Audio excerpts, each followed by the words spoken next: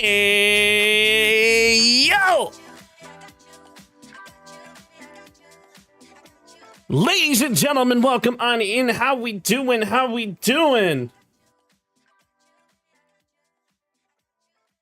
My name's Percussive173, and I am very, very excited to bring in a really cool person to talk to today for this PSP podcast. Hope you guys are having an absolutely incredible, what is it, Sunday? It is Sunday. It is Sunday. An incredible Sunday afternoon. The football is live. The baseball is hot, getting close to postseason baseball, and I could not be more excited. But today we're going to kind of change a little bit of the vibes and like have a bit of fun. So I'm real excited to introduce this guest to you. If you guys didn't know, his name is King Talent, but you guys will see a little bit of him in the first, like, coming up shortly. But why don't we go ahead and like not waste a whole lot of time here, chat? Like, I say we get right into it. I say we have ourselves a nice little fun time. What's up, Angelic Angel? It's great to see you. And hopefully everything is going to be super well with everybody on this fine Sunday. But we're going to go ahead and start things out. So we'll roll it. Let's go. Ladies and gentlemen, welcome on in to the PSP Podcast, featuring your friendly host, Percussive173. Let's freaking go! I downed him! Oh, I got it!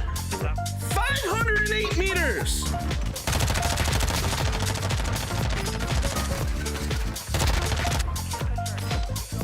I'm pushing everything right now. Get some Lockman. Dude, this Lockman is so good!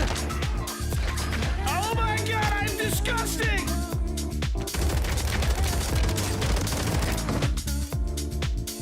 So what do you think about that play, huh?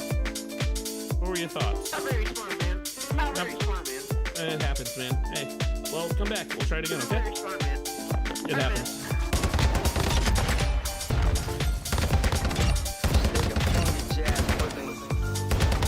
Shit. I guess I'm just gonna shit on him. He's dead. Did I just ace? I just ace. Let's go. Just take a funky jazz with him. Easy triple. Ladies and gentlemen, it is my pleasure to have you be a part of the PSP Podcast. And I'm your friendly host, Percussive173, and let's have a freaking party. Ladies and gentlemen, welcome on into the PSP Podcast, where I'm your friendly host, Percussive173, and where PSP stands for Perk Spreads Positivity. And today we are stepping into the world of esports and competitive Call of Duty. If you missed last night, we had Big Rich join us, and we talked a lot about casting and a lot about the behind-the-scenes aspect of esports, and it was really awesome. But today I have a really incredible special guest where he leads by example, and he's a dedicated streamer, the driving force behind the team Rain Above. If you don't know who Rain is, you should definitely check them out. They're really awesome. He's constantly putting his hard work in building a competitive community that thrives both on and off the sticks. So from late night grind sessions, leading to his squads into tournaments, this is proof of what it means to be passionate, to be positive, to be disciplined, and committed to growth in the esports world. So, ladies and gentlemen, I would love to welcome in King Talent from Rain Above. How are we doing today? Hi, I'm doing fantastic. I hope you're having a fantastic Sunday, my friend. Absolutely. I'm doing really well today. I'm really excited because it's postseason, pretty much postseason baseball. And my Guardians, That's man, whew, they're putting in some work. Listen, being an Atlanta fan, it's a blessing and a curse. I'm rooting for Atlanta today right now. Like if the Braves could pull this one off, man, that would bring the Guardians to literally be even with the Tigers when they start coming to Cleveland. And I cannot be more excited. But so for everybody who doesn't know you, why don't we tell a little bit about yourself? Who is King Talent and what got you into competitive Call of Duty? Also, So, my name's King Talent. I'm actually 27. I'm a little old, as some people say. I'm unk status from what everyone said. I actually started gaming when I was 5 years old, literally on a Xbox 360 and a Game Boy and a GameCube, PlayStation 2. Got my first Call of Duty, and I was playing COD 4 online. Had no idea what I was doing. I was just told to shoot people in game and just have fun with it, and literally fell in love with the FPS aspect. And then finally, actually, one of my friends who like lived 5 minutes from me, he was about 2 years older than me. He's like, "Yo, let's get into like GBs," and I was like, "What is GB? What does that even stand for?" Like game battles, MLG. It was the full circuit, and I'm not gonna lie.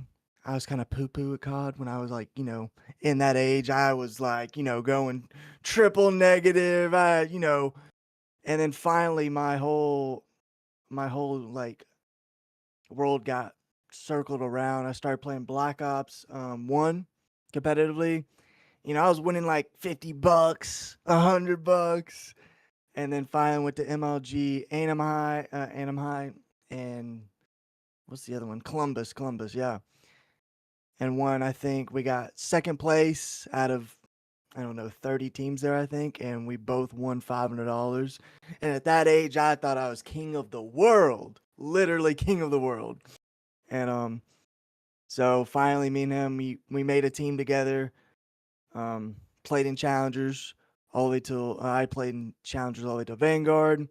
After that, kind of low key retired. Kind of got a little older. Couldn't keep up with the younger generations that were playing 12 hours to my 3 hours. And now I run like you said, I run a Reign Above with one of the other owners, actually two of the other owners. And we've had competitive teams from Apex, Valorant. Let's see what else. Counter Strike, COD.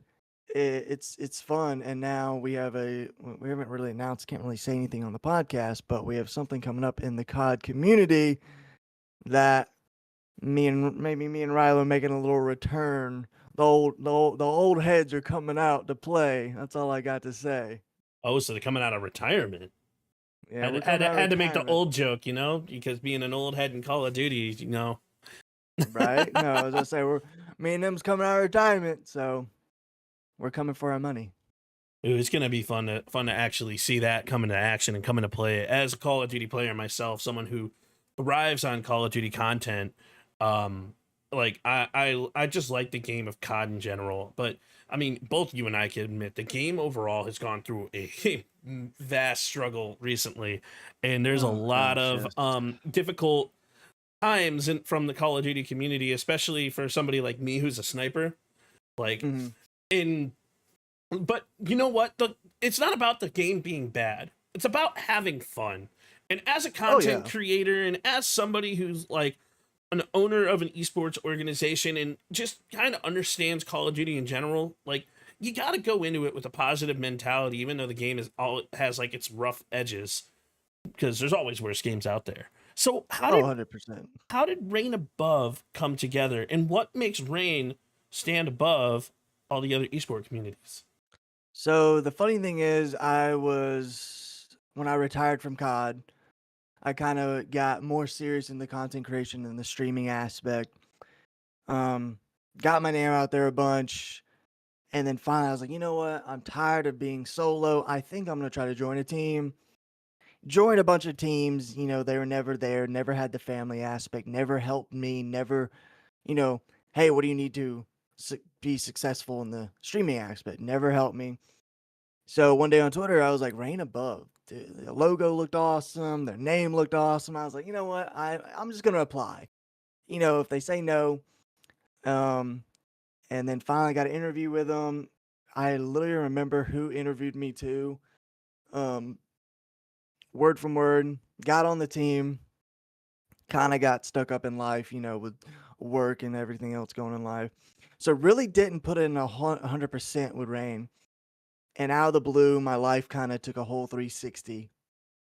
So started to have more time for streaming, gaming, pretty much everything. Became friends with everyone. Me and Rilo and a bunch of other members, Mythia, Dev. let's see. I mean, a lot of people just became best friends, literally gaming every day. And then I was a streamer for them. I actually became the content director, literally not even like 4 months with the org. After that, we went to our first event called Loot Fest. And let me keep in mind, they've never been to an event. They didn't even know what Loot Fest was.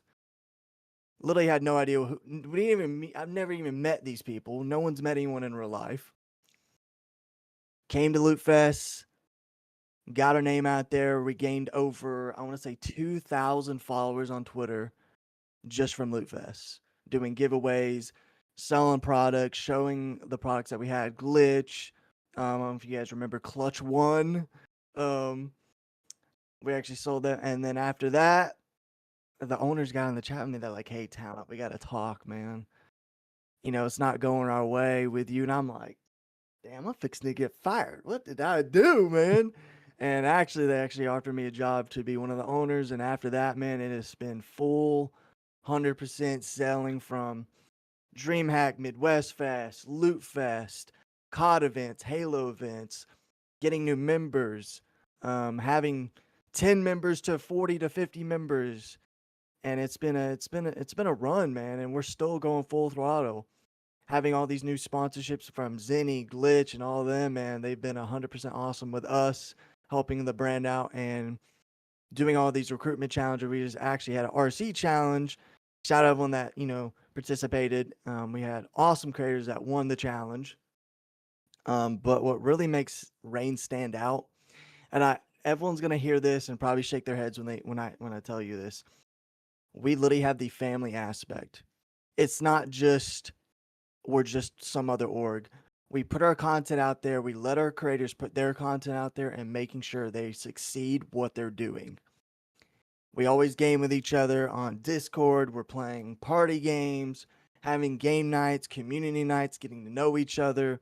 And the most important part, when we go to these events, we're staying in an Airbnb together to make sure we get to know each other. We have that family aspect. It's not just oh yeah, I know him. Oh, I know her. It's literally that brother and sister family feel. Like we're in this together and making sure our creators are taken care of in the space and outside the space. And that's such an important part in any type of group organizational setting, is having that family aspect. And a lot of people kind of have that, let that fly under the table. And like there's a lot of different organizations and in like esports like orgs out there.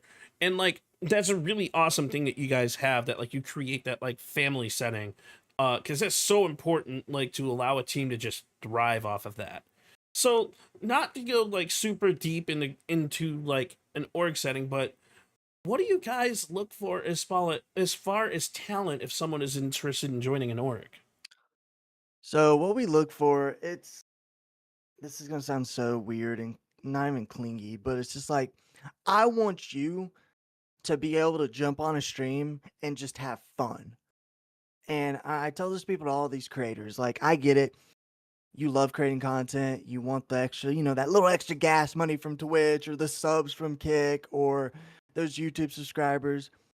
But I want someone in Rain that's actually committed to the cause, actually streaming, actually having fun, not doing it for the money, just doing it for the entertainment purpose of having fun and making you smile. Like if I go to your stream, I'm having a shitty day, man. I want to be able to smile and have fun. I want you to crack a joke. I want you to say something a little messed up that you're, nothing crazy, but give me a good laugh, man. Like I want people that actually, just how do I say it? Just making sure they're doing the job without making it a job. And all the creators that we have are so talented, no pun intended. Um, like, I get it. like, like it's just one of those things. Like I just want you to go out there and have fun. I don't want to have to babysit you. Hey, make sure you're streaming today, guys. Hey, make sure you're putting content out, guys. Like, I just want someone that's just committed to the cause. And I hate to say that too, because there's a lot of streamers out there and creators that are not doing so much. They pop a stream out every couple years or every month, because of burnout or something's going on. But it's all about having fun in this atmosphere. If you're not having fun with it, you're never going to succeed. No matter your views, no matter your followers, just have fun with it. 100% agree. And like having fun, you'll hear you guys, if you've seen any of my podcasts in the past, having fun is a critical part, especially as an aspiring creator. And in doing so, like you gotta create the time for yourself as a content creator to be able to put that content out there. It's why whenever you hear me talk about content, I always say have fun, be yourself, and focus on your time management and your schedule. Like I even run a bookings link for my podcast so I can plan for certain things. Granted, one of the funniest things and one of the biggest mishaps, I think Talon, I actually told you about this in DMs, but it's like I had 3 podcasts this weekend and I meant to actually close off some of the bookings for the podcast, but to kind of space it out because I don't like to overwork myself for it, because there's a lot of things behind the scene that you guys don't see in regards to podcasting, and not just podcasting, but content creation too, because we're our own audio engineers, we're our own producers, we're our own setup, and it takes a long time to like put the product that you guys are seeing together. Not making excuses, but I forgot to close the schedule and I got put into 3 podcasts in 3 days, and I love that. I love putting out the content, but then it gets to, all right, well, now I have to be super organized with my time, because now I have to edit all this content down. I want to post everything. I want to make everybody look good, and also continue with my gaming channel, and then starting with the new channel, which I'm going to announce probably Tuesday or Thursday that I'm going to be starting with some of the new games that are coming out, which is more variety stricken. So with this podcast focusing on new creators, if you're a new creator who hasn't even hit the live button yet, what's your advice to them? What do you think they should focus on? So my advice, I actually had a good friend of mine who actually streamed before me, funny guy, and he was that type of person where he could just go live and just crack a joke and you'd be pissing your pants. I would never understand how someone could be that funny. Unfortunately, he stopped streaming. But the advice he gave to me, he was like, when you wake up in the morning, what is your goal? Is your goal just to create content, or to create an atmosphere for people to come watch you, to feel safe and have fun with it while they're watching you? Then the other advice I can give is don't worry about your numbers. Don't worry about your following. Don't worry about any of that. Don't worry about the content. This content creator got 1,000 views because of Call of Duty or of other games. Play the game you want to play. Never go up and be like, oh, well, people watching, for example, people are playing Peak. I don't really like Peak. I'm not going to play it. Don't play Peak, man. Just play the games that actually piques your interest. No pun intended either. But literally just have fun with whatever you're doing. Do not let other people dim your light. Just keep, you're going to have these negative comments, and I understand it and I get it 100%. But at the end of the day, just have fun. Literally. Because if you're having fun, I promise you'll never work a day in your life. I couldn't agree more. And a big part of content, and just to add on to the having fun aspect, you'll hear me say a lot when I talk to new creators about content in like the content world. Be introspective. Look back at some of the stuff that you have that's going on, and like figure out what you can do to make yourself better. And one of the big things is looking at the metrics in the correct way. When we say, oh, we have followers, it's not about the number of followers that come into your account. It's not about the number of viewers that you have in your stream. However, it is about when that viewer count drops. That's where you want to look back at the VOD and be like, all right, so what did I do? What did I say? What happened? How can I make it like that to improve my stream for next time? So maybe like I don't say what I said, or I go about it a different way, or I have certain things. And as a podcaster, like, because I focus on the podcast more than I even do my main content, because dude, I have a huge passion for just running a podcast in general. But right, literally looking back and being introspective, that's 95% of what streaming really is. Learning what you can do to make your content better, learning what you can do to continuously have engagement, and just have fun. Because if you're not having fun, people are going to see it. People are going to see it, and they're going to go find another streamer who is having fun. No, like it's kind of crazy. Like when I do streams, I do content. from my YouTube, from my TikTok to Twitter. And anyone that knows me, I'm the biggest shit talker there is. But it's nothing, it's not personal. Like anyone that plays Call of Duty. Now, Call of Duty lobbies, I grew up in the Modern Warfare 2 age where you say if you're a squeaker, you're getting, cussed out and getting told some, very bad things from little Billy on the other side of the mic. But when I play Call of Duty, I'm shit talking, but it's nothing personal. And like actually, I actually had this happen the other day. I was playing Call of Duty, and some guy came in my stream. He's like, "Whoa, man, you just called that guy dog shit, man." And I was like, "Well, if you're gonna start something, you better make sure you finish it. You're not gonna call me True. dog shit, and I'm dropping 70 on your forehead in a rank play." So like, I'm the biggest shit talker that I know. And like anyone that plays COD with me, they're like, "Damn, down, like, damn, yeah, you talk your shit." But I always tell people in my stream, I'm like, every time I'm talking shit, I look in the mic, I'm like, it is not personal. It is literally just a game. I said, if I actually hurt that man's feelings, I'm sorry, but there's no way you're getting feelings hurt because I'm calling you dog shit after you just told me I'm dog shit. I was like, there's just no physical way you're butthurt about that. And it's like, even from a creative perspective, like I'll bring this up because I thought it was funny and it was goofy. Like you said, I can't aim one time in a Twitter code, so I overplayed that. I made it a joke. I made it into content. I made it into a video because like, I don't give a shit if I can aim or not. And like, I know you knew that, which is why you commented that. It's like, it's all love in Right. the end of the game.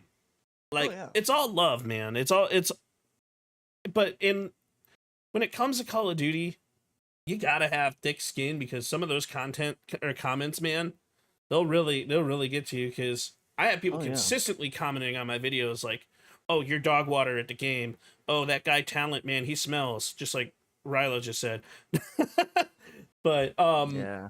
it's kind of like how it's just having fun, understanding that the comments can like be that, but like still just doing your own thing and like being better with it anyways. Because like Call of Duty is one of those crazy games, man, and it's super competitive.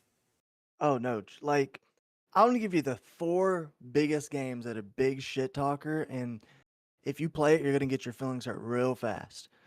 You got Call of Duty up there. Number 2 is gonna be Overwatch. Number 3 is Siege. Number 4 is between Marvel Rivals and Valorant. I've never Now, played Marvel. you like I I love playing any other games. I love Call of Duty, but you know, each Marvel and Overwatch, there's some roles. You got healer, damage, tank. Pretty simple roles. They're not rocket science roles. Mm-hmm. One you're healing, but if someone's like, I'm gonna heal you, and this guy's going like 0 and 10, you ain't healing no one, brother. You can't even heal yourself. You can't even stay alive. Like, just play. Like I always tell people all the time, like if I'm talking shit in the other game, and it's not even me being mean, it's just like, hey, if you don't know how to play the game, just jump in casual, have fun with it, learn the characters. And then like, you know what? Okay, I think I've learned the game enough. Let me go jump into rank. Listen, not everyone can be a superstar at a game. I get it. But if you're telling me, hey, I'm trying to learn the game, I'm not going to yell at you. But if you've been playing ranked for, 10 months and you're still ass, I'm sorry. It's time to put up the sticks, brother. Like, it's time to put them up.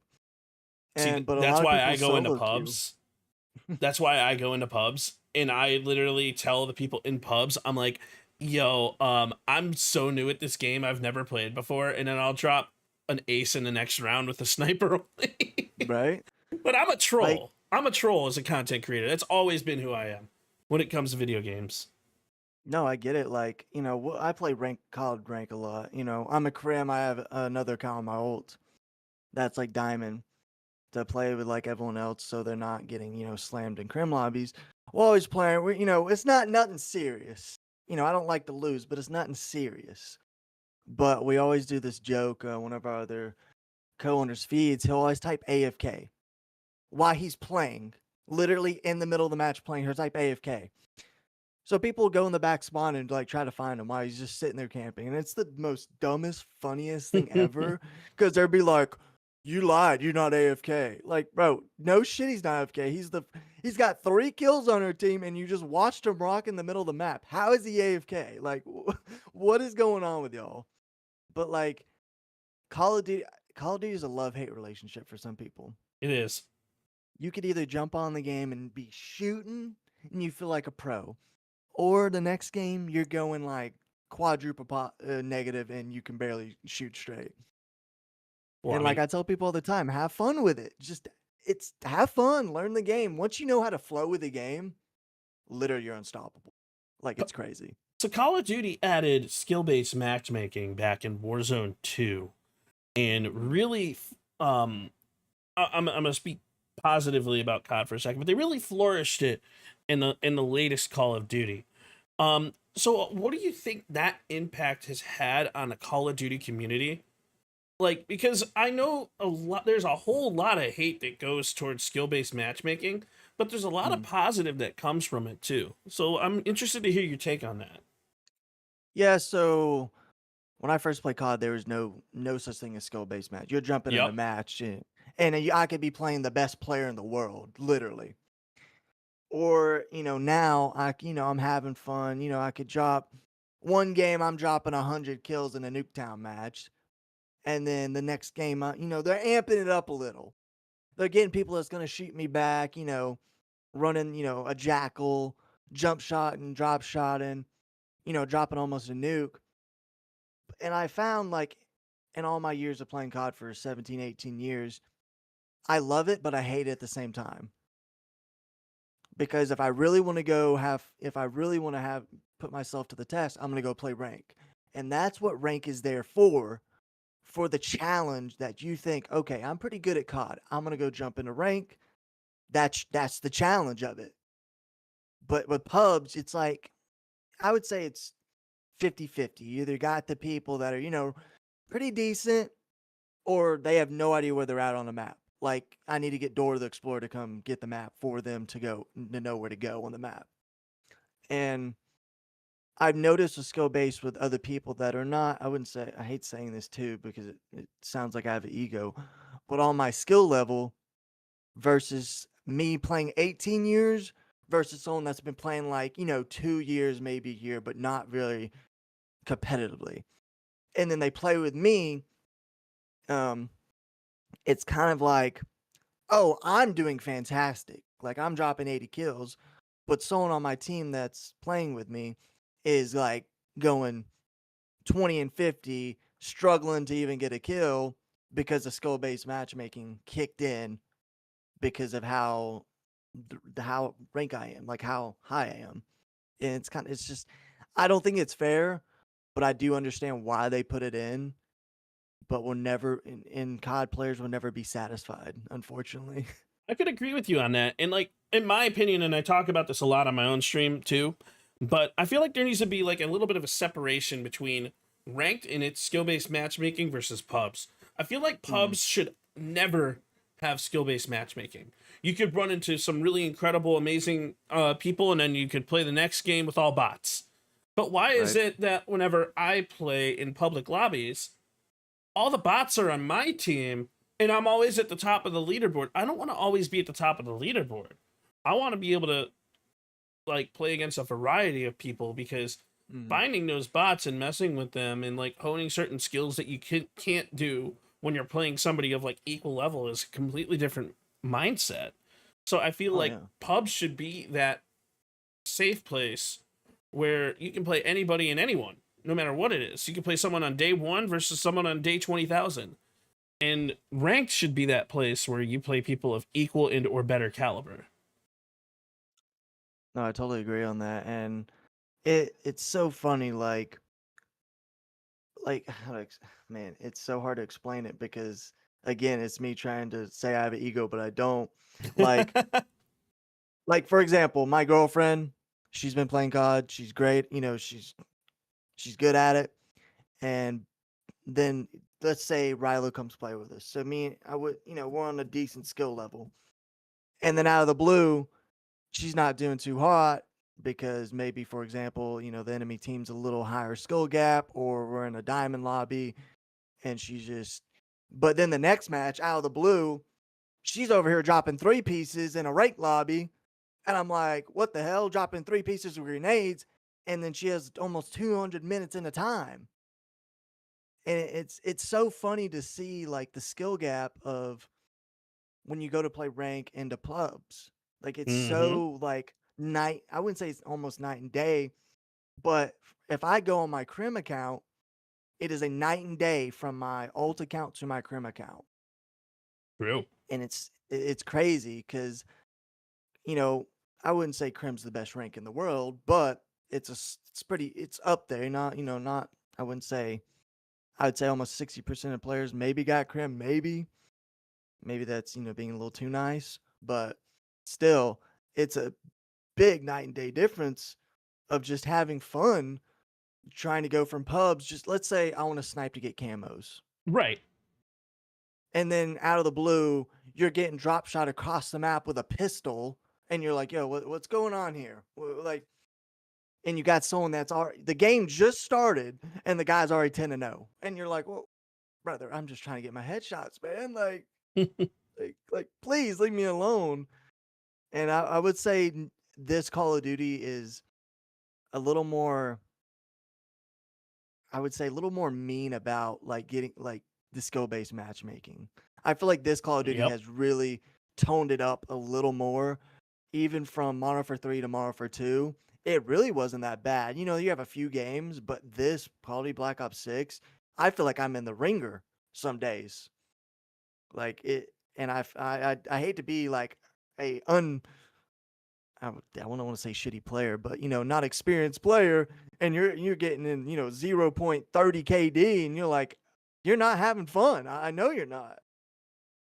Call of Duty, just stop, just take skill based matchmaking out, have fun. Let's go back to the roots, please. I couldn't agree more. And unfortunately, Black Ops 7 is going to be the exact opposite of that. They've already came Mm. out and said they're like, yeah, we're going to ramp up skill-based matchmaking even more. We're going to tone down the AI moderation, but we're going to actually like go a lot harder on it. We don't want people saying any type of curse word anymore in Call of Duty. And like they're already planning on going above and overboard, and I've heard that they're trying to go in the opposite direction. But Yep. less said about COD. We all have our opinions on that crazy game. Let's talk a little bit about esports and team leadership, because Call of Duty is that competitive thing, and it gets so competitive that we created esports leagues on it. So, what do you think makes a successful esports team both in and out of the game? Yeah, that's a fantastic question. So, from my experience playing on teams and actually coaching teams before in my life and actually owning a team, it's the passion. Literally. I cannot break this down enough. You have to have passion for what you play. If you do not have the passion, you will not succeed in the esports atmosphere. Um, from being from a coach, from having players that don't do what they don't listen, they don't do what they're told. They kind of just do it because, oh, I'm good. No, man. You got to have this passion. You got to have discipline. You have to understand. It's just like going on the NFL field and playing football. You're here to win. I'm paying you to go out there and win. Um, as an owner, my biggest flag I have for my players is I'm not going to yell at you, but all I ask you to do if you do join the team and actually play competitive for the team, have the passion, have the understanding of like taking criticism very well. Hey, you did this play wrong. Hey, you kind of should have waited for the team. Hey, we should have rotated at this time. Hey, when you're watching VOD, don't just watch VOD. Watch how the other enemy team plays, how they approach this situation on where you're sitting at. And I've had many players on a coaching staff and coaching myself, just like it's the ego. Everyone has an ego, and if you're telling you no one has an ego, you're delusional. I hate to say that, because we all have a small ego, and no matter what it is. Like, for example, you I know you're very techie, Mm-hmm. and you're that guy. You're like, hey, there's something wrong with the PC. Don't worry, I got it. I got it. I Did you? already And know. you and they didn't even turn it on. So you're like, oh, I just turned it on, you know. But like having an ego can make and break a COD team or any esports team in the world. Like it's kind of crazy how everyone's like, oh, don't have an ego, don't have an ego. But when you have four people on a COD team and their egos are clashing, you're not winning at all, unfortunately. And it takes a lot of guts to understand, like, hey, why are we not winning? Oh, maybe because we're not trusting each other. Like my players trust each other. They can go out there and do it. They can trust him to get his trade, to understand the call where he's coming from. Hey, it's a 1v1. Hey, you might want to grab bomb, go plant the bomb. All right, got you. Thanks for that. You know, we get so caught up in the moment as a player, we're not understanding the outside of the box. We're just inside it. And we're all just we're just running, gunning, and then out of the nowhere, there's 10 seconds left on the clock. Oh, we probably need to plant the bomb. And my teammate, hey, go and plant. Okay, I got you. You're good. Hey, you might want to rotate over here and kind of watch bomb. Okay, thank you. It's about the team aspect of understanding and trusting each other on what they're doing inside the game and even outside of the game. That's a very important point that you're bringing up, because even in all sports, because remember, esports is just an electronic sport. In all sports, you have your players, and you want your players to be successful. How do you make your players successful? Through the coaching, through the strategy, through the identity and understanding of the game as a whole. And how do you get a great coach? By having great ownership and leadership, and it's always from the top down. So understanding that, like, even in basketball, when you have a championship mentality, when you have a team like the Cleveland Cavaliers, right, you got to have a great owner who's passionate about the team. You got to have a great general manager who's able to look at the actual staff and like decide who is the best for each individual position, who's going to be your ringer, who's going to be coming in the clutch, who's going to do the things that's going to allow the team to be successful and make a run in the playoffs. And it's not even just playoffs, it's like any type of event. There's so many similarities between sports versus esports, and understanding sports as a whole, sports management. Um, it's so important. And going into like esports, you got to be able to have that strategy, and you got to be able to transfer that strategy to the players so that they can be successful.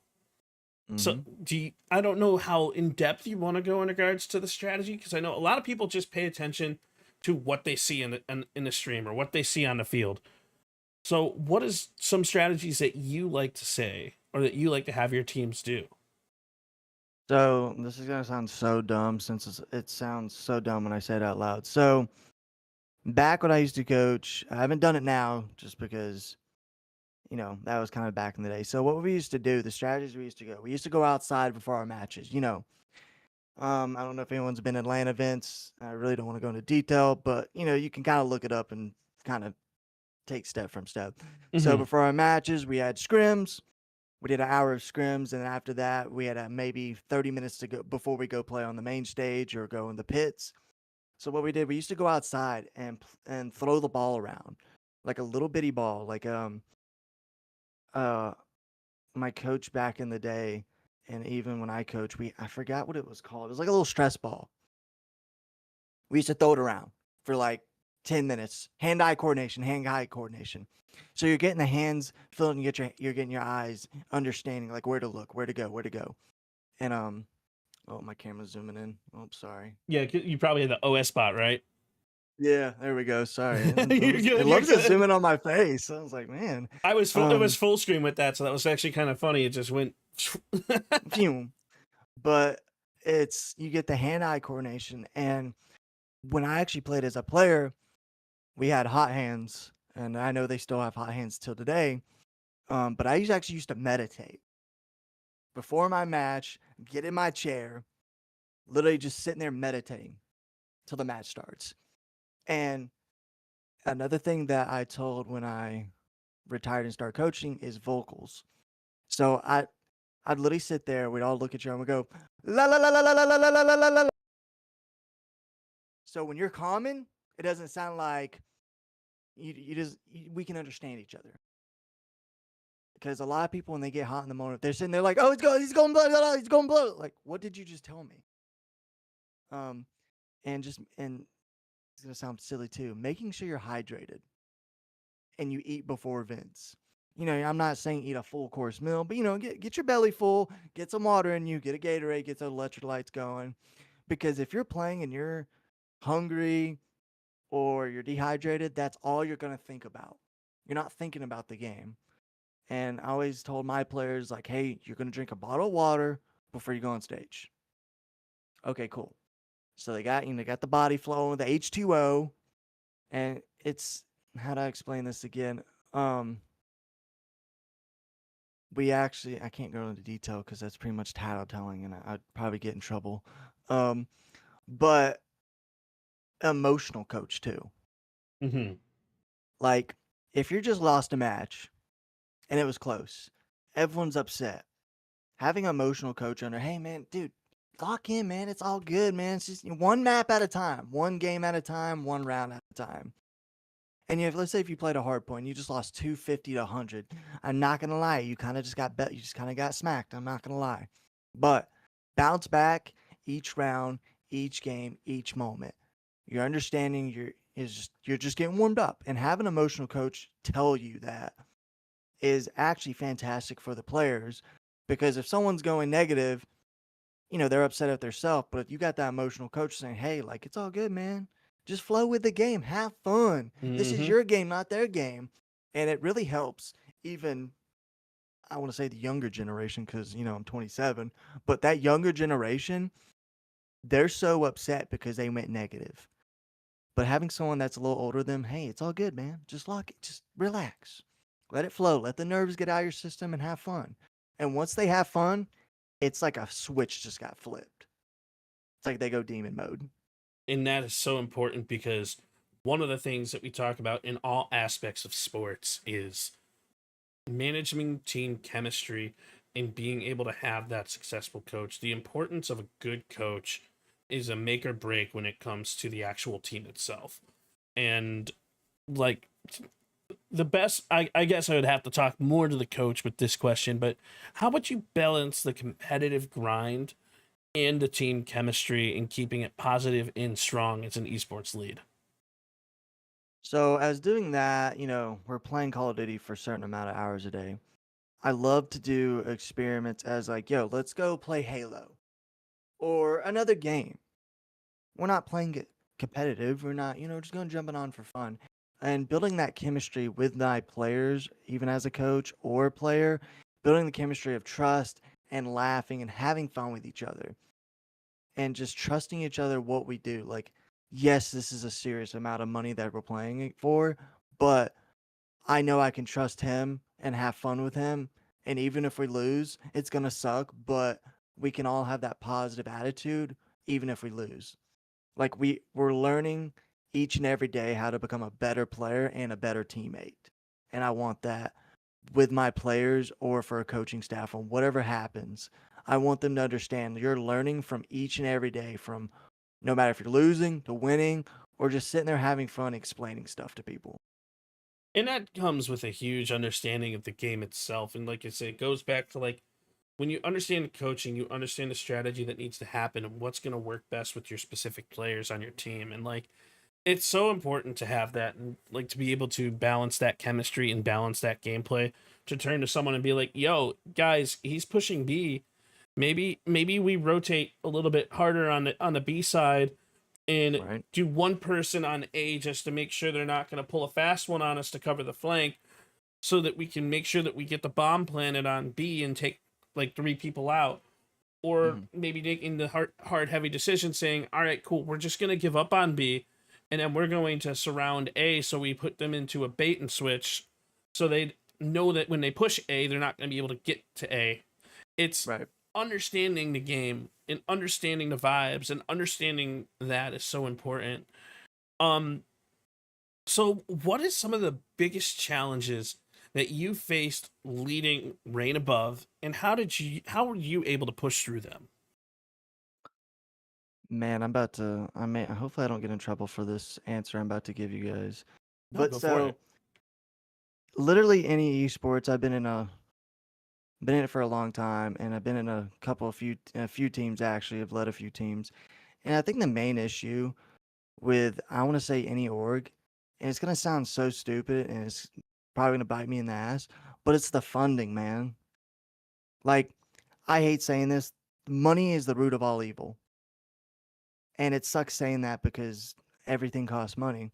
So, you know, we have amazing sponsorships that reign above, help us out. They send us money for our sponsorships from brand deals and this and that.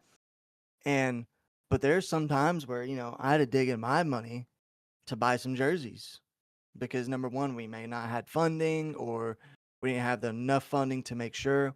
As my job as an owner is to make sure my creators and my esports teams are taken care of. So if you go to an event and you don't have jerseys, you're gonna feel kind of, I wouldn't say, you're gonna kind of feel like a piece of shit because you're like, man, like they don't care about me.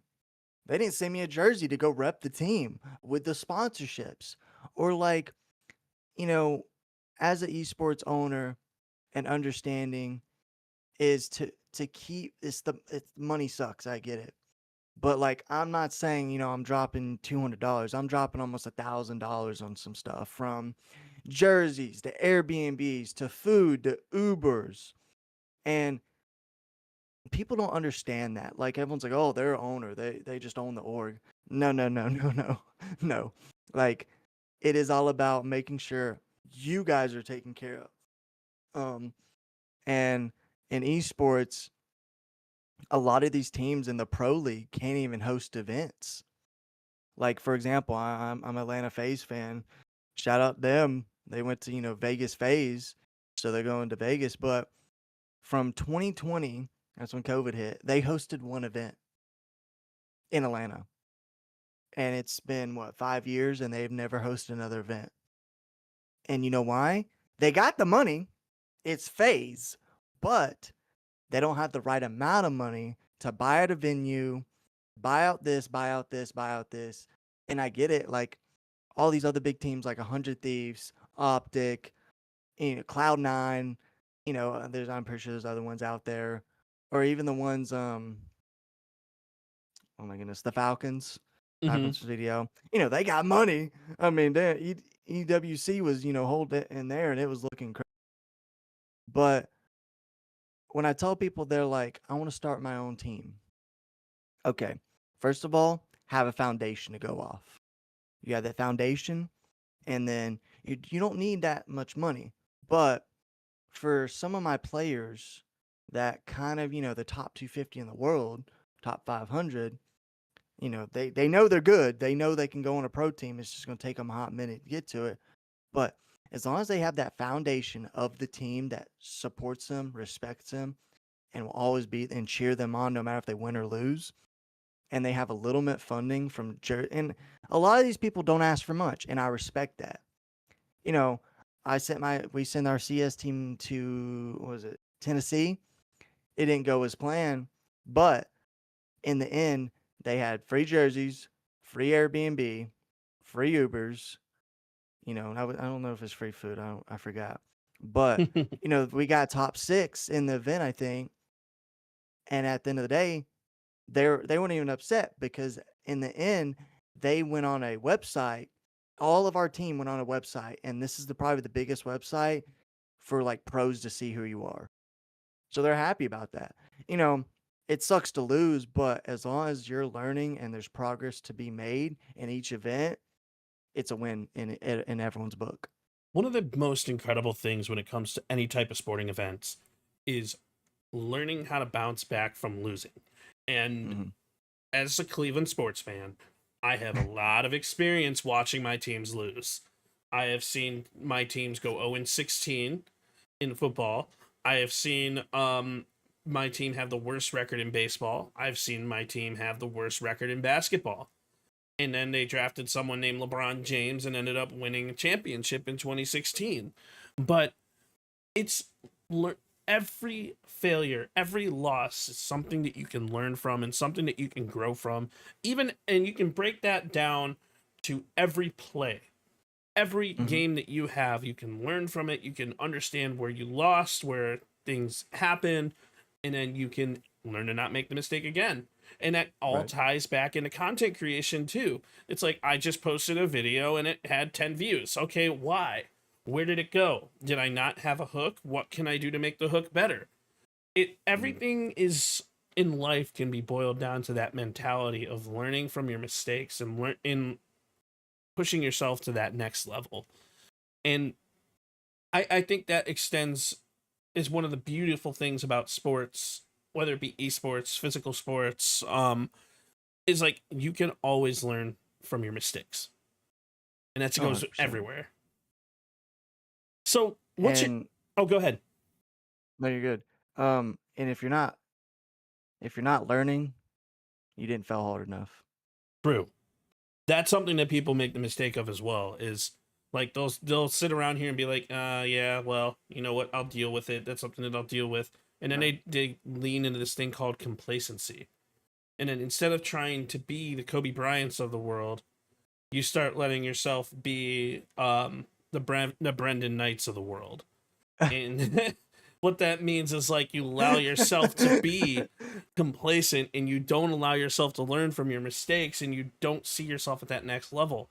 Mentality is so important, guys. Mentality is so important. And like even as me as a content creator, I don't judge myself off the amount of followers I have and how my content does.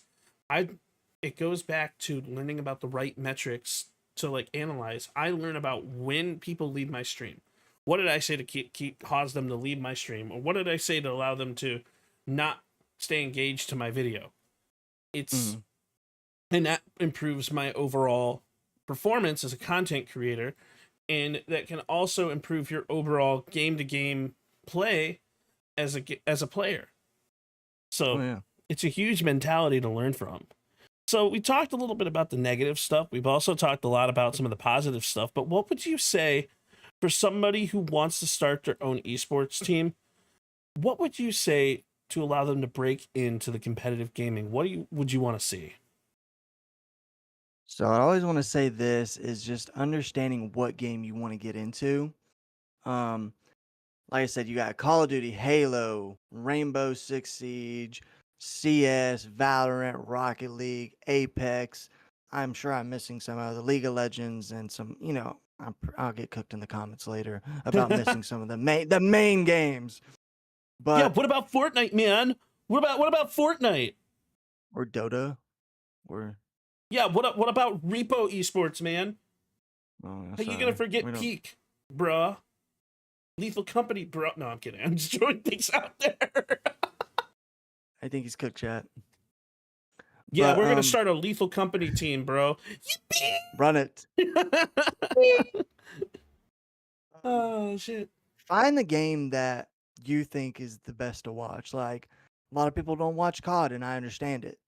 A lot of people watch Valorant and CS. I'm gonna be honest, I have no idea what the hell's going on in the game. All I see is ults popping out. I see people doing this, throwing this, and I'm like, I'm gonna be honest, I'm lost. I don't know what just happened there. But find the game you really want to get into. There's a website, I cannot think of the name, and even discords of people that are not pros. They're not even semi-pros. There are people that are slowly trying to move up in the game and become the best there is. I would always go into these discords or websites or even Twitter. Hey, looking for a team for Rocket League. I need 4. Or if you think you're the best player, hey, I need 3 or something. Always reach out. Always have the aspects of understanding there's people that want to join you. And now it's up to you to understand, what do I have to give these people?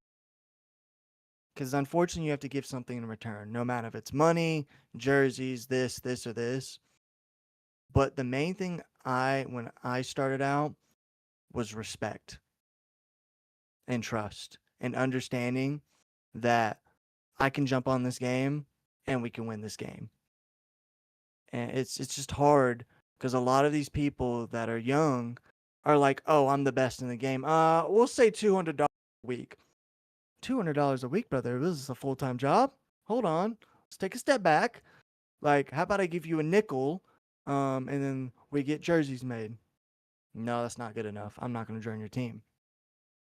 And honestly, that might not be the person for you. Just keep going out there and finding someone that you vibe with and understand, like, hey, man, this is the game. This is what I expect out of you. Can you apply the pressure and win? Yes. All right, there you go. You just got your team. Do you know any friends or know any other people? I know about 3 other people that I trust and play with. There you go. You got a full squad. Let's run it up then. And that's just kind of the basics, man. It's kind of putting pieces together and finding the right puzzle pieces to make things work. And like, I don't know anything about making a team. I probably wouldn't be able to make a good COD team. Putting together a basketball team, baseball team, football team, whole different story. I have a ton of experience Right. in doing stuff like that from a coaching perspective and from a baseball sports management analyzation perspective. But my history is not super important because we're not talking about sports. We're talking about esports in a way. You guys do to keep everything moving. Right. No, that's actually a fantastic question. And it's actually a very hard question, too, because as an owner, my job is to make sure the team is, staying afloat. We're good on this, we're good on that. But our main goal in about, I would say, 5-year plan, I like to call it, is making sure we have the funding for the team and we have an extra esports team. So, like I said, we have a Counter-Strike team. We actually have 2 Counter-Strike teams, I wouldn't say they're pro, but I would say semi-pro team, and then academy team, and then a Val team. And the next year, we're man, I cannot say this because I will actually get in trouble. Rilo will actually cook me. But our main goal is to get back into Call of Duty, get back in the challenger scene, and make a name for ourselves and a staple for ourselves. So, Call of Duty's not going anywhere. Valorant's not going anywhere. Counter-Strike's not going anywhere. And, maybe I'm kind of dabbling, a Halo team, maybe a Rocket League team. I can't say much, a little doing a dabble. But in the next I would say 2 years, 3 years, is making sure we have the foundation and everyone is set up for their events. And we have enough people to go for these events. Because unfortunately, I cannot go to every event that they have. Mm-hmm. But our job is to make sure we have the coaches going to every event they have. And that's really and making sure they're important. paid for. It's Oh, so yeah. so important to be able to make sure that your coaches and like are able to be there like in person with the teams itself. And like when it comes to like like I know you're talking about expansion and expanding into different styles of teams or different teams that could be useful for esports. So like Mhm. and that's really awesome to see, like an organization that's wanting to expand, that's wanting to continue, that's wanting to push forward. um so what do you do to stay motivated when the grinding and motivation gets tough? What do you do to try to keep yourself there? Let's say like things don't go as planned and doesn't go as expected. Mhm. And I'm not gonna lie, it's another tough question. I've been doing this for so long. I've had burnout. I've had this. I've had so much stuff go wrong in my content journey and or my esports journey.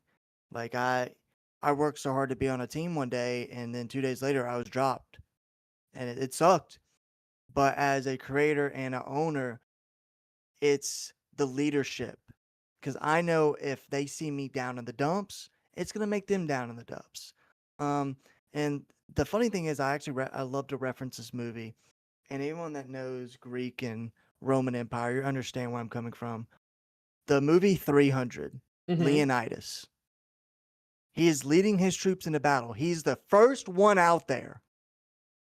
And that's the leadership I want to give to my team to understand I'm leading by example.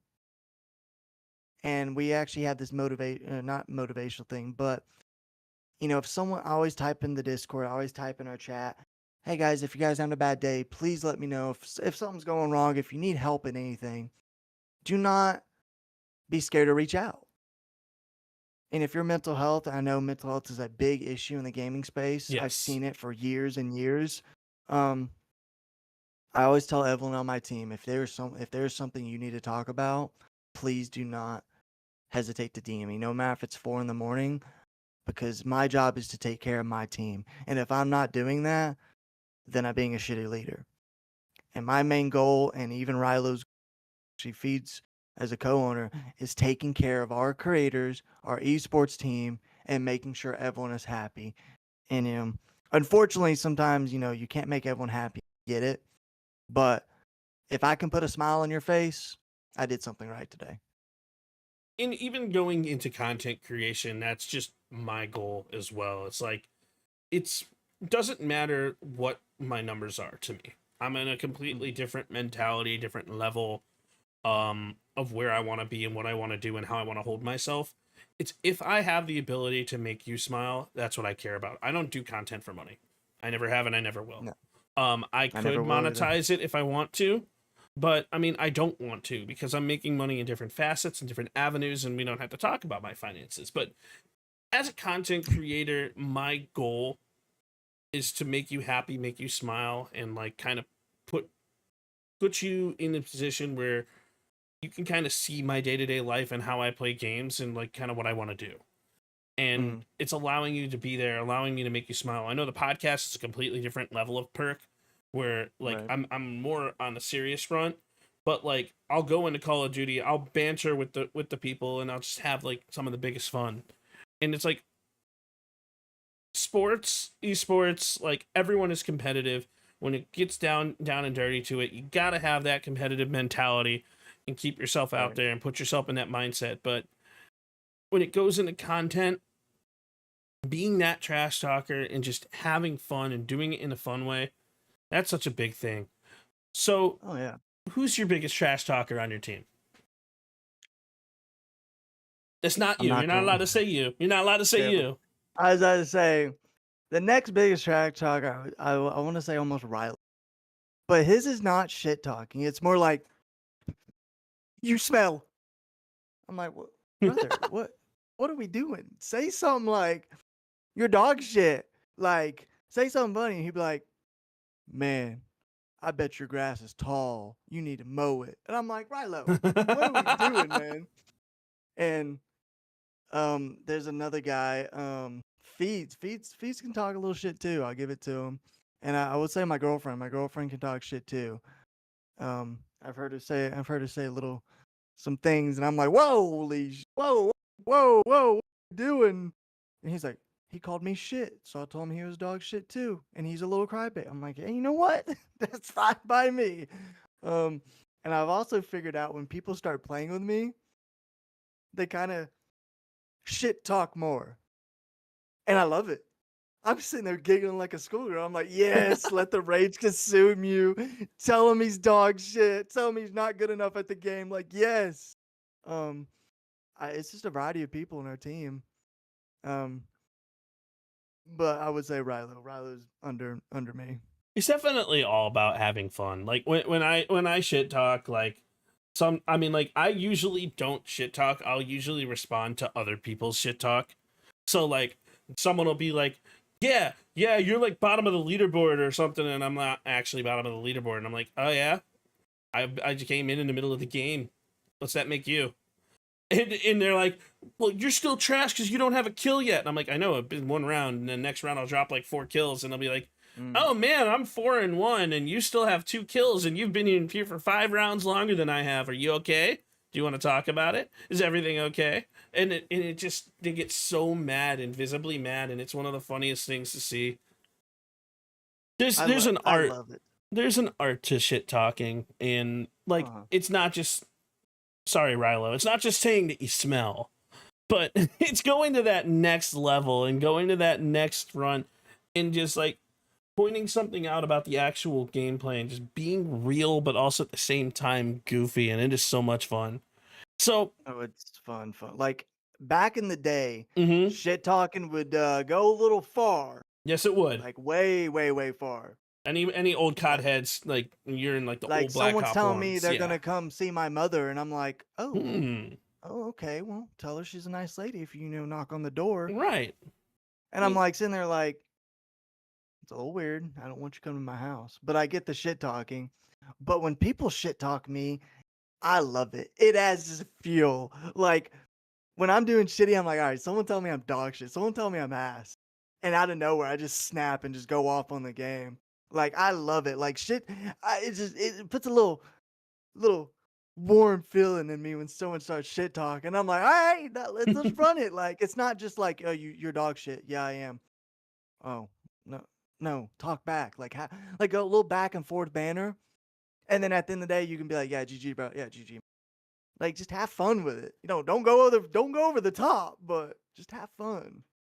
And it's so important is just having fun. And it's like we've talked about esports, we talked about esports management, we talked about just gameplay and banter. And I say let's change the tide a little bit and let's talk about content creation. Because not only when you're running an esports team is it important to have like skilled players and skilled management and skilled coaching and skilled leadership, it's also important to have a good content team in front of you too. Mm-hmm. So content is one of those things that I just have a heart for. It's just having fun, but having fun in a whole different manner. And so, what do you guys look for as content creators, or from a leadership perspective? Yeah, right. So as leadership, when we actually did our RC challenge, that we did, oh my goodness, summertime, I believe. Oh my goodness, yeah, yeah. So what we looked for, I think we had over 20 people apply to be on it. Mm-hmm. So each challenge was different from each week. One challenge was like, hey, tell us who you are. Oh, I'm little so and so from down the road. I've been creating content for so much longer. This is what I play. Okay. Everyone pretty much passed that. You're just telling about yourself. But we also look for the creativity of understanding, like, you're not just playing one game. And I know a lot of people play just this, or this. But with content creating, you have to play more. You have to understand, like, you kind of have to go where the content is. Exactly. Like, you may not love COD. You're definitely not going to play COD, but, you have Valorant, you're kind of good at Val. You're staying on Val to get that content out for Val. And then let's say everyone's like, hey, let's play Marvel Rivals. Never touched Marvel Rivals in my life. But you're still taking that step when you're streaming. People are kind of like, wait, why is she or he not playing Val? That person always plays Val, and they're playing a new game, so it kind of counteracts of more people are interested because you're taking the next step, and you're flipping the script, and you're changing up the schedule, and that's why I tell all my content creators and streamers, I'm like, hey, listen, man, as long as you're putting in the work and understanding that you got to put out this content, then we're set. Like, I don't ask for much from them. All I ask for clips. You know, they get clips made. We put it on our socials so they're known. And all our clips from me playing Call of Duty for someone going on Valdage getting an ace, or someone in, I don't know, Repo giggling because they fell off the map, or someone's playing Among Us. It's Mm-hmm. all different content. And I always say, like, the more variety we have, the more input we're going to have, and the more traffic we're going to have for everyone. What's really interesting about the world of content right now is there's so many different games that are just starting to blow up and come in. And like as of right now, GTA is making a massive resurgence in the content front. Skate, the game Skate Yeah. right now is making a massive resurgence on the content front. And not because the game is well good, but for Skate it's because of all the glitches that you can do.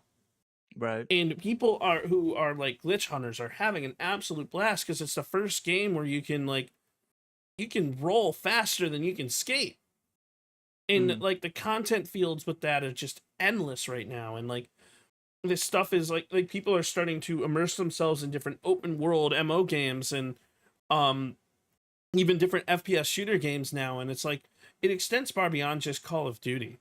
And I think it's awesome to pay attention to the world of content because the tide shifts so much. Like it used to be that FPS shooter games back in like 2012 to 2018 were like the big thing. Everyone wanted to be a trick shotter. Everyone wanted to take the games like to the next level and showcase how good they are. And then it switched over to like role play games, MMO games, RPG games, and now it's IRL content. It's like, so what types of things as an esports leader do you guys look for from the content world?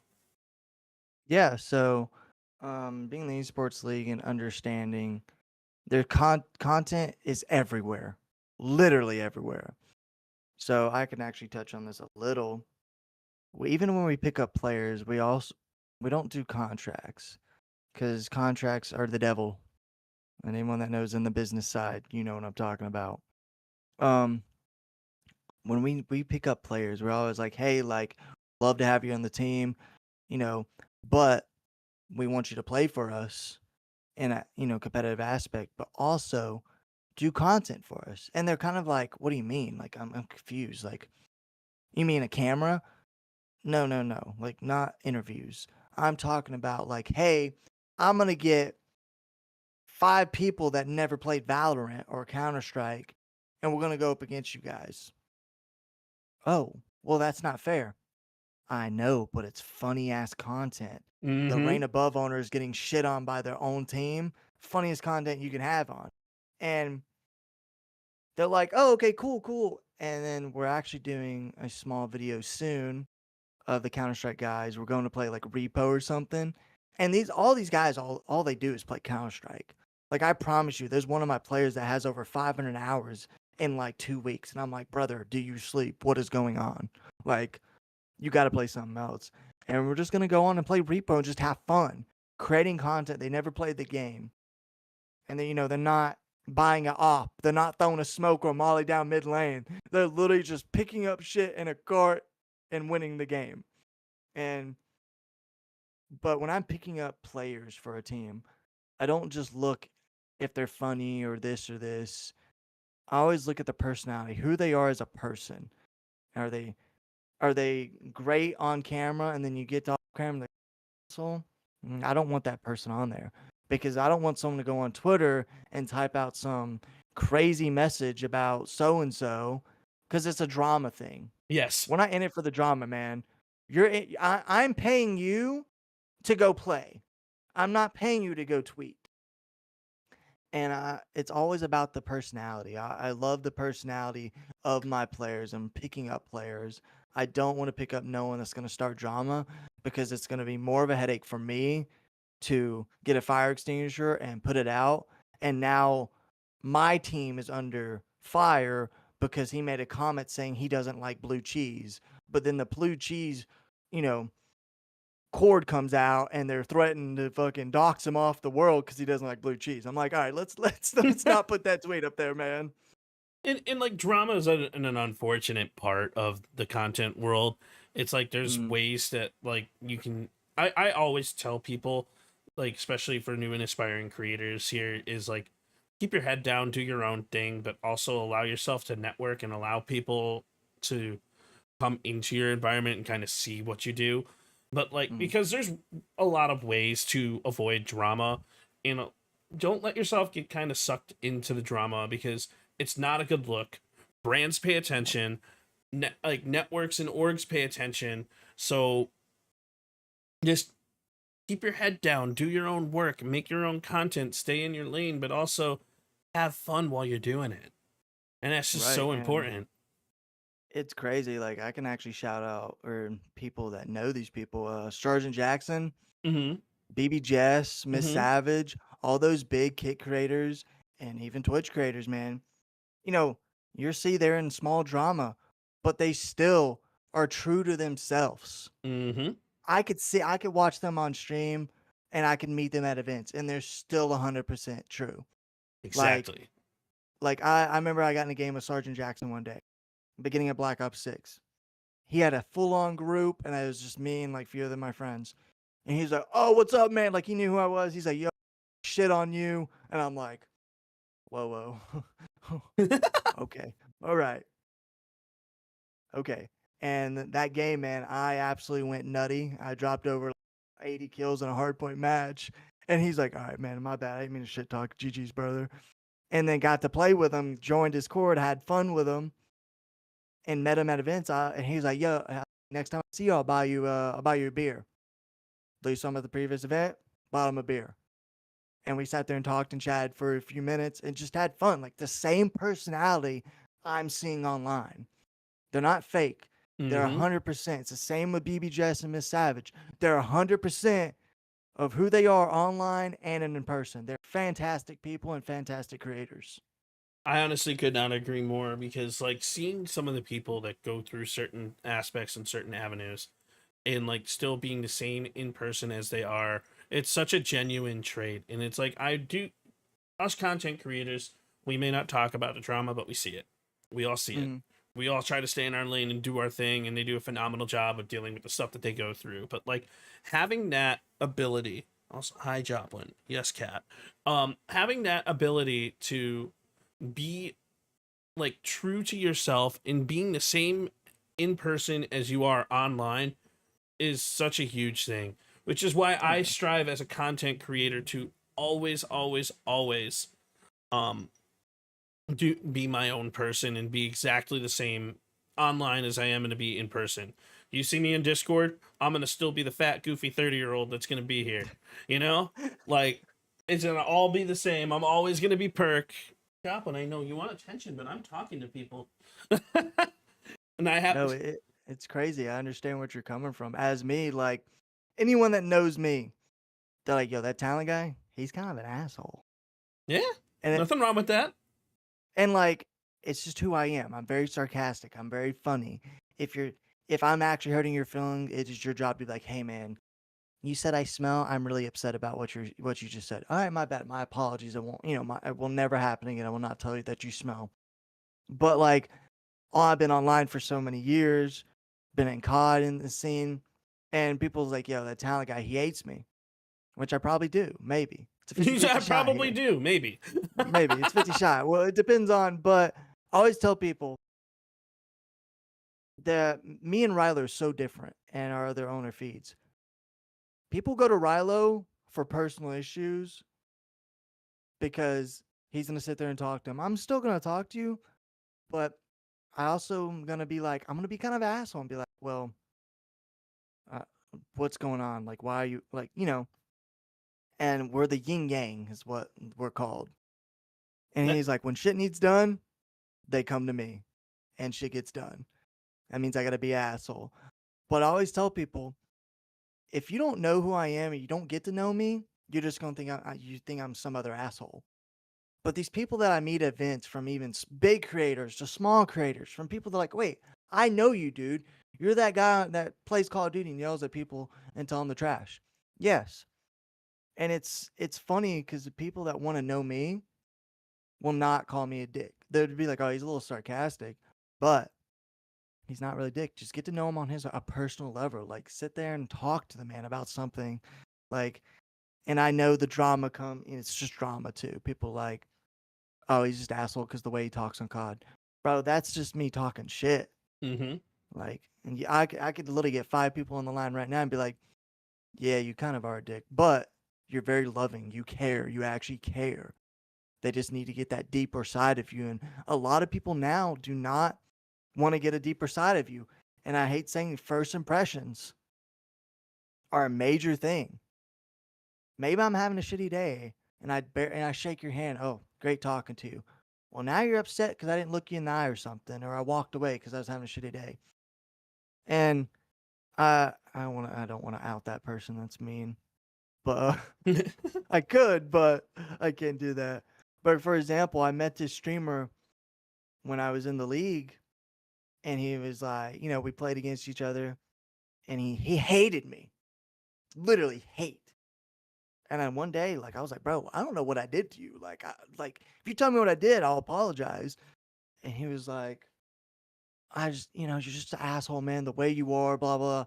And so literally we sat down and had a beer. I bought him a beer we sat there for 2 hours, just chatting it up, eating shit. And he looked at me, he's like, I'm so sorry to misjudge you. I'm so glad I got to sit down and got to know the real you. and not your online persona of, just being a dickish. And I said, I respect it 100%, brother. Thank you for giving me the time to talk to me about it. What's really interesting is you bring up the first impressions thing, and I'm a firm believer that as a content creator, it is one of the most interesting and also difficult things to understand first impressions.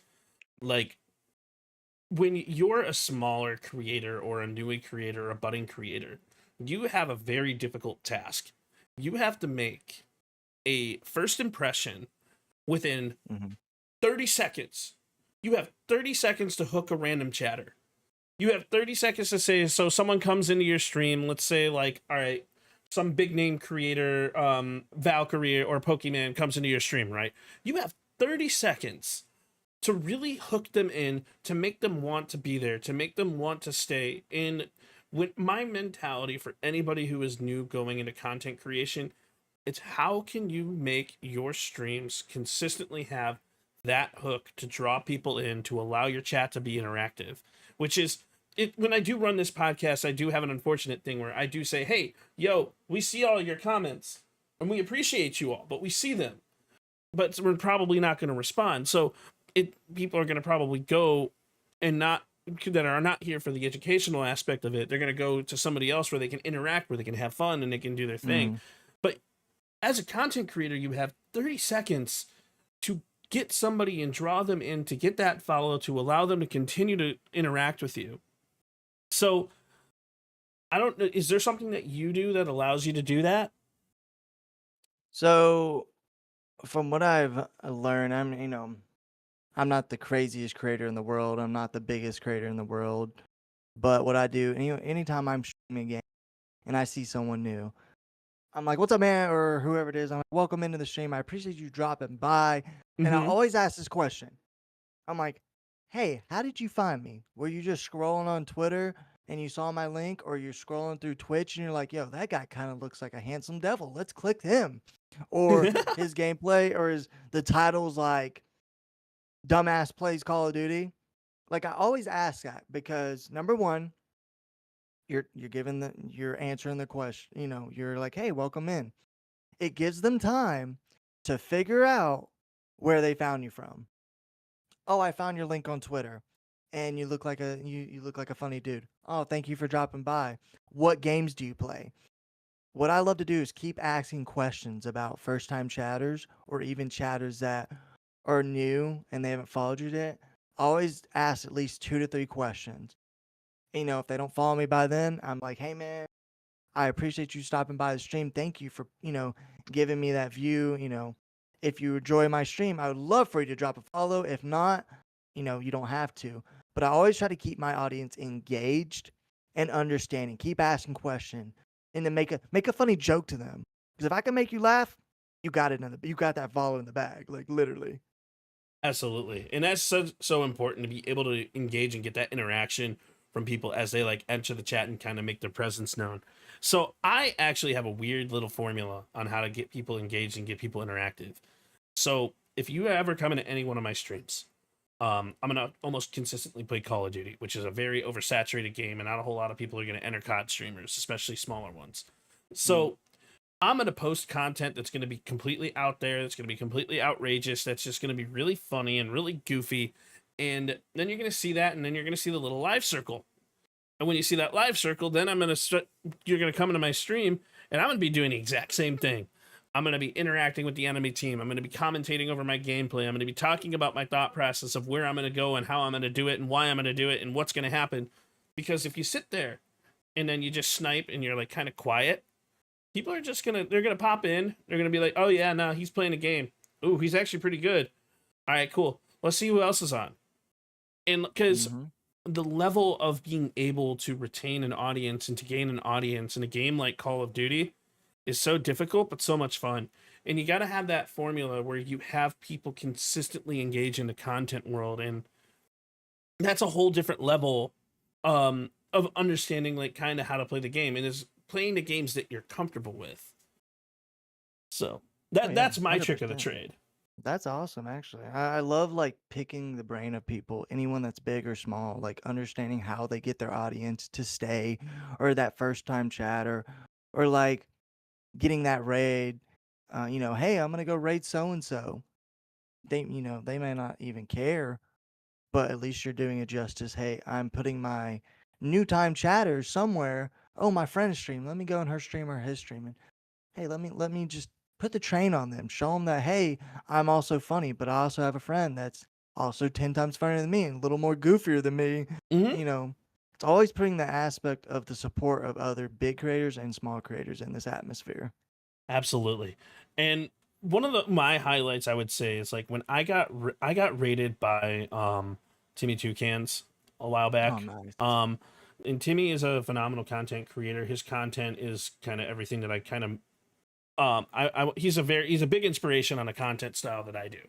Him, Dr. Chubbs, Facebook Cracked, Whoa, like those the only shady, Bad Bear Gamer, like those core creators, those core seven, like those are people that I watch a lot of their content of, and that's a lot of the style of content that I mimic my style of content on. So I was able to get rated by Timmy and retain 30% of the audience. I consider that Wow. a massive W, because getting rated by someone, that's awesome. That's cool. It's Oh, fun. yeah. They're sharing your community, and it's like one of the biggest honors from creator to creator to be able to allow somebody to accept their community like that. However, being able to accept and retain that audience, that's a whole other level of work It's that you gotta hard. work on. It's so difficult. Mm-hmm. Like, I always put this in perspective as understanding. So if I go play Call of Duty and I'm going and there's Nate Shot streaming, Nick Merckx, you got all these big boys streaming, no respect. I'm not getting nothing. I'll have my like maybe 5 viewers, 10 viewers at the bottom of the shit barrel. No one's gonna look down and go click my link, which it sucks, but it's just how it works. So I actually got rated out by oh my goodness, who was it? Attach. Okay. COD Pro. I got rated out by Attach one day. And it was back in, what was it? Modern Warfare 3. Yeah, Modern Warfare 3. Just playing ranks, solo queuing, sitting there, music jamming out, having fun. I'm at my, like, 4 viewers because it's early in the morning or something. And my sound cues weren't working for some odd reason. So I'm sitting there and playing. I look back and I went from 4 to 130 people. And I'm like, what the what this gotta be a glitch, like.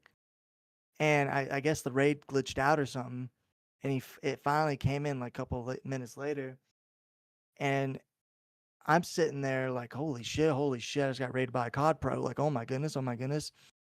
He stayed chatting with me, and it's been a hot minute since I don't know how many, but I gained over almost 100 followers that day just from playing COD, chatting up, and talked to him about like how the pros do it, and I was just doing me, man. I thanked him for doing that, but I was not begging for followers. I was not begging for subs.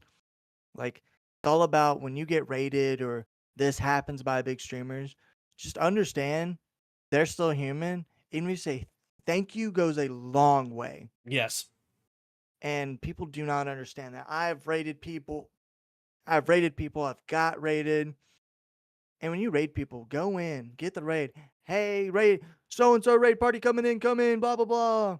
You're showing them that you care. If you raid someone and don't do anything, you just drop your stuff in there and leave. They're gonna be like, thanks talent for the raid, and I'm not there, and they're Absolutely. like, it's just like, I'm supporting you, but I want to be there. I want to see that smile on your face that you just got an extra 3 to 10 to 100 viewers and extra followers. It goes a long way from getting a raid and just one follower a day for someone. And I that's why I always make sure to communicate to anybody that raids into me. It's one of the biggest honors from creator to creator.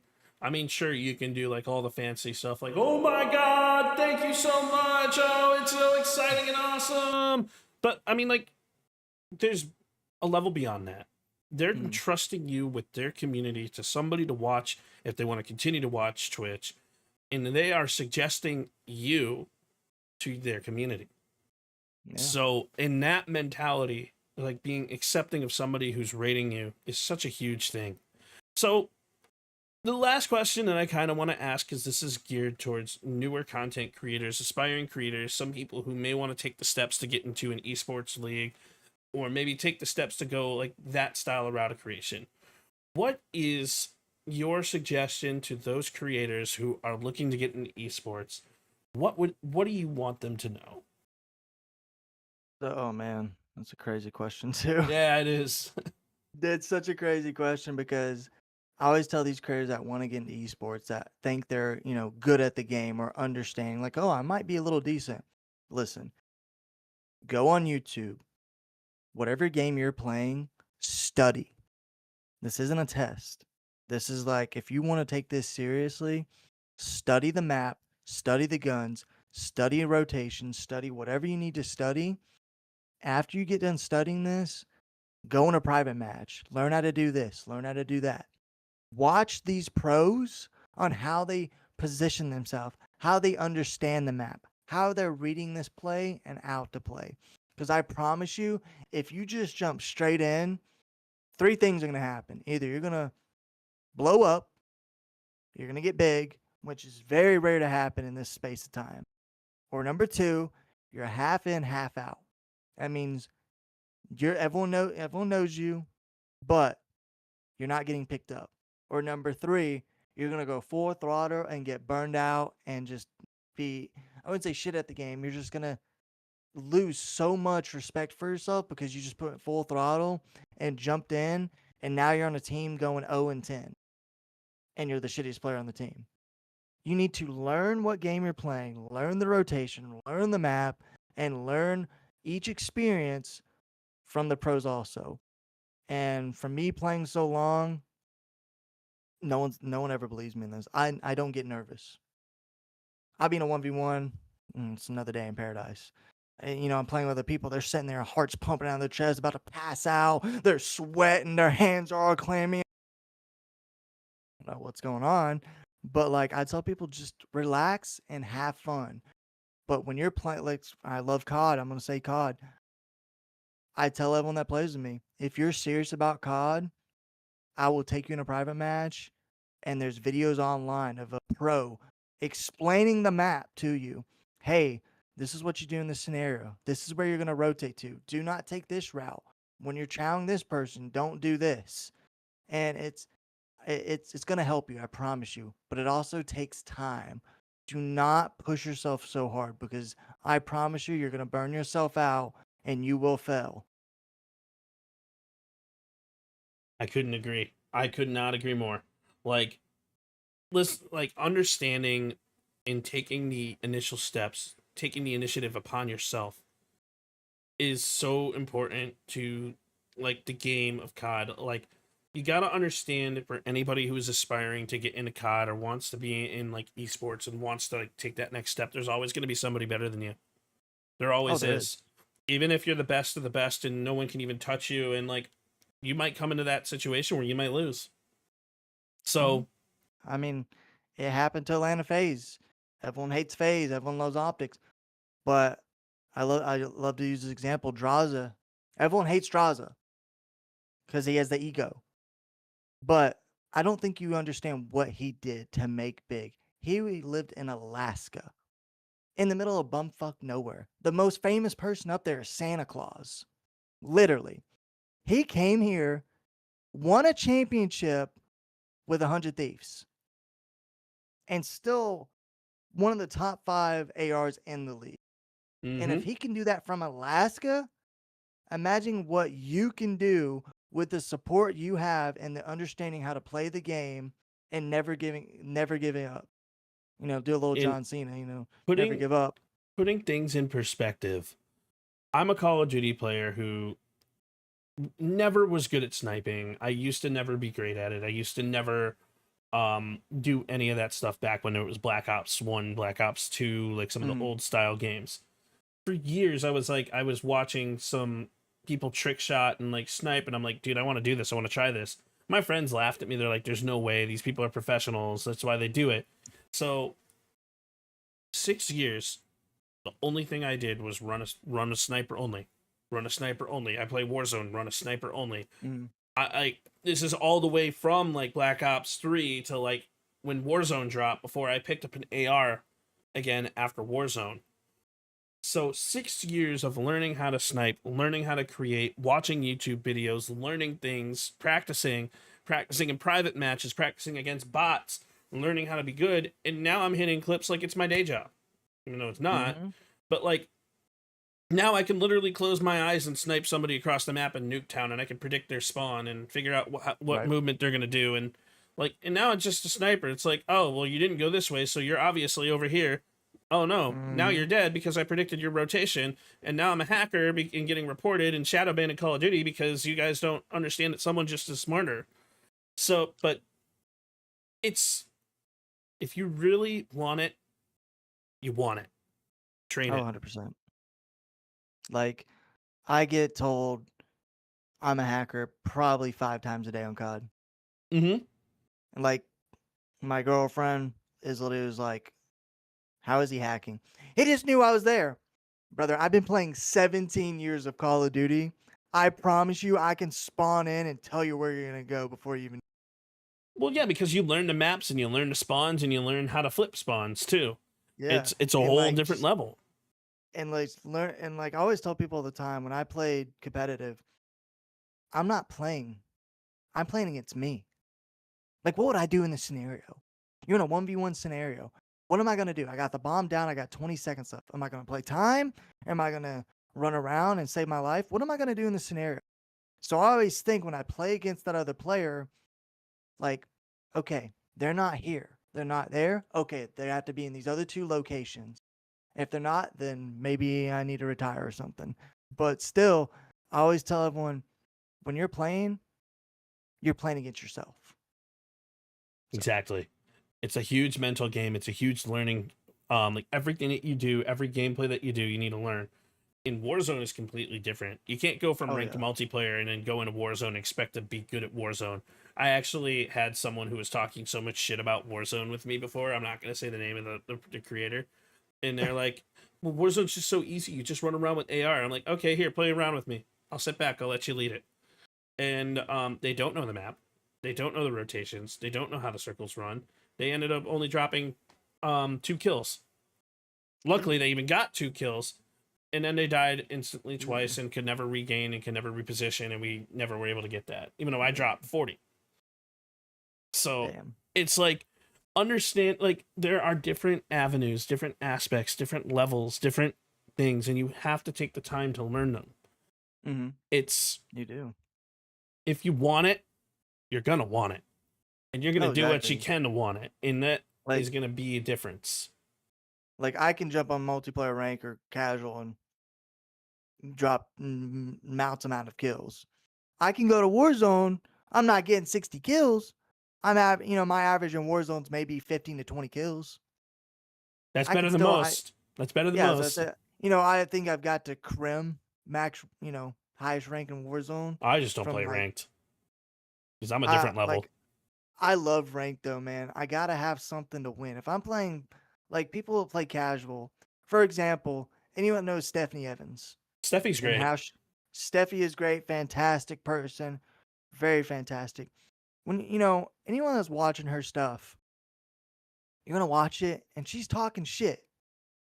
She's just having fun though. She's been in some crazy videos of people upset, but she is always recording and understanding. So, like, seeing that, like, oh, so and so said this about me, bro. Like, she's talking shit back to you because she doesn't want to hear that from you. And people take it out of context, and she knows what I'm talking about too. And all these other small creators know what I'm talking about too, and you see them on the timeline. But like, we're just having fun. Like, it's pubs. Go have fun. Let someone snipe. Let someone knife. You're not winning any. You're winning XP. And I like to bring this in rank because you get your SR. Then you have these people that are playing for imaginary money. Like, oh, we just 250. Congratulations, you won an imaginary $20 bill. Like, I get it. I understand it. But like, this is when you're playing any other rank game, you're just like, SR's on the line, RP or something. It's just fun to get in a rank play and you have something to lose, you lose in casual, well, you lost in casual. But seeing people get so butthurt because they lost a casual match and start crying and cussing you out, I'm like, bro, relax, man. It's casuals for a reason. It's literally why I run around in casuals with a sniper only, and sometimes Yeah. like a stick, or like I'll only use a throwing net or Yeah, I a saw combat your axe. TikTok of you got an ace with a stick. Yeah, I got an ace with a stick. They're like, oh, no, you're cheating, brother. And then you're just like, brother, No, it's sleeper agent. I'm like, and it's so funny. Like, people don't know what a sleeper agent is.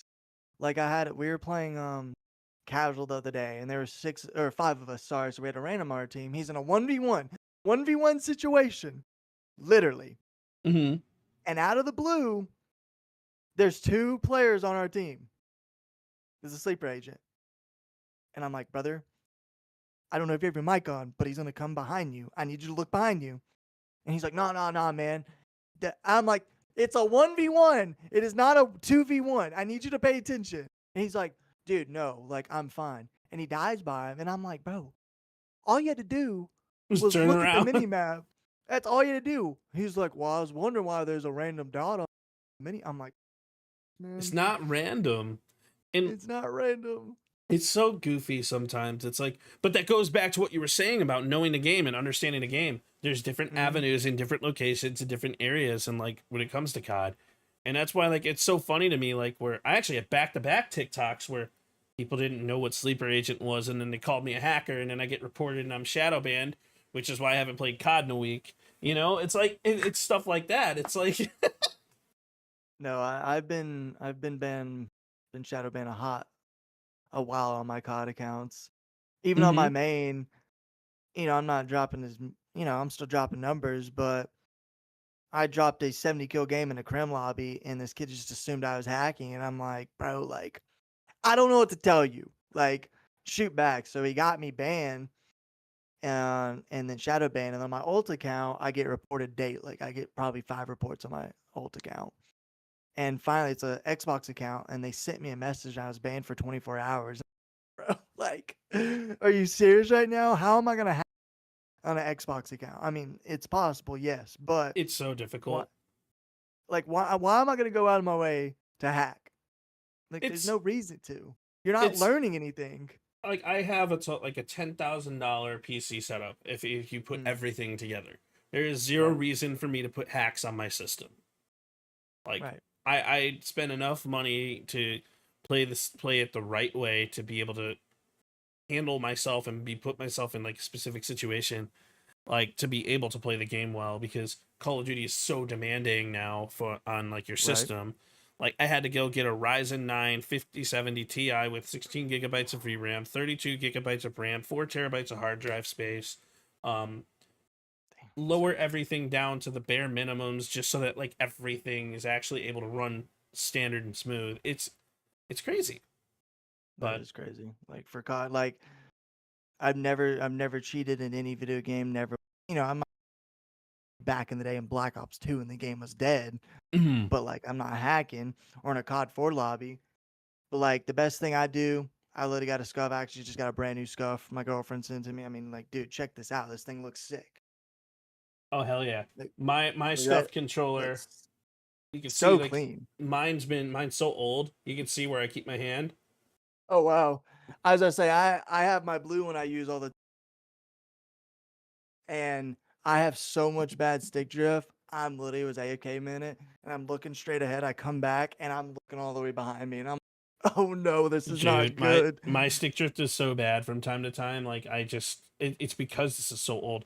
My next big investment is actually a controller. So like that's gonna be something that I'm gonna invest in, and like I might do another scuff controller. I might do an aim controller.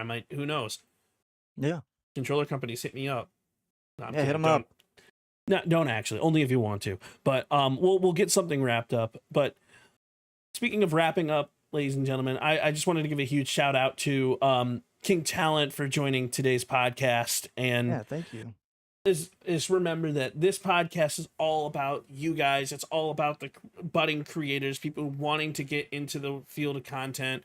And it's a huge shout out to King Talent for pulling up, talking not only about his Call of Duty grind, but talking about Reign Above, talking about esports, talking about what it takes to even get into an organization. Like all of these amazing, awesome things that like I hope you guys learn from, hope you guys take to heart. And if you guys want to keep up with King Talent and Reign Above, please make sure you're following them. Please make sure you hit them up on Twitter. I'm sure he's always open to DMs and supports, and check out their streams, check out their socials. Or you need a hard carrying COD, I got you. Or if you need a hard carrying COD, pick me because he can't shoot straight. Who, me? Yeah, you, Mr. Smelly. Okay. But Hold on. Nah, I smell good today, man. all right, I got you. But I appreciate you all. Thank you, everybody, for tuning on in. And until next time, and remember, ladies and gentlemen, stay positive, and we will talk soon.